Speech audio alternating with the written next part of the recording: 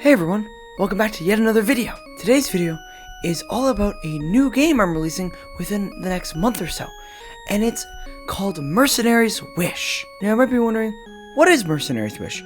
Fire, you've never talked about this before, and you're right. Mercenary's Wish is a game I made about a year or two back, and I never released to the public. As this video goes up, I'm currently playtesting it myself, and making sure it's all ready and good to go.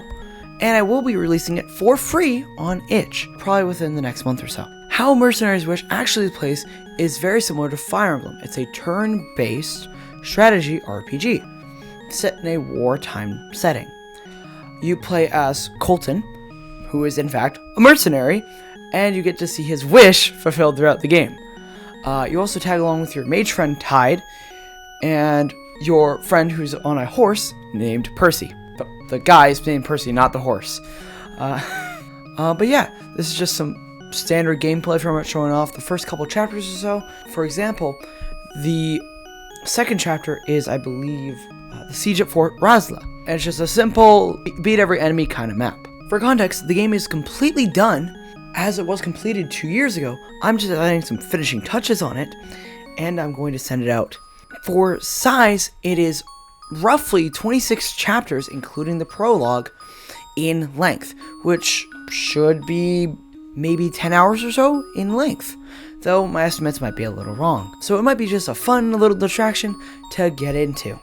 There's a wide variety of characters, bosses, and the like throughout the game. And you also get to see the story progression throughout it, as the characters will grow and change as they adventure. One thing I do want to note about the game is, unlike Fire Emblem, or I guess more like recent Fire Emblems, there is no permadeath in Mercenary's Wish. After a unit falls in battle, they will appear in the next chapter available, just automatically.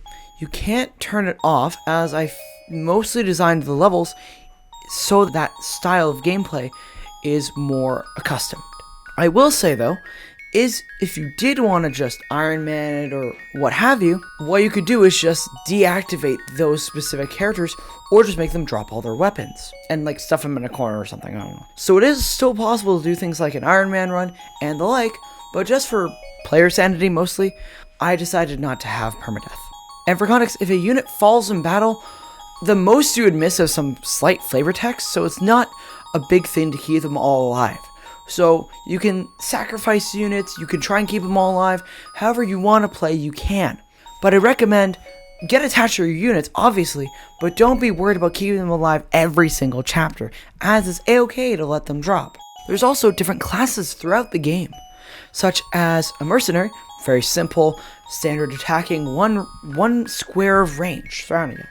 Then you have a guy like the thief.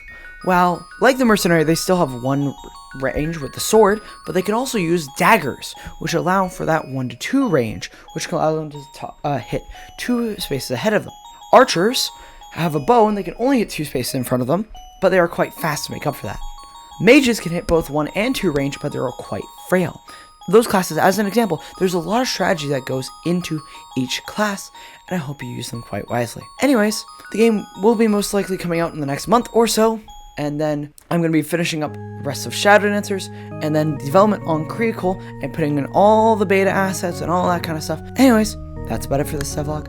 I've been Fire. See ya!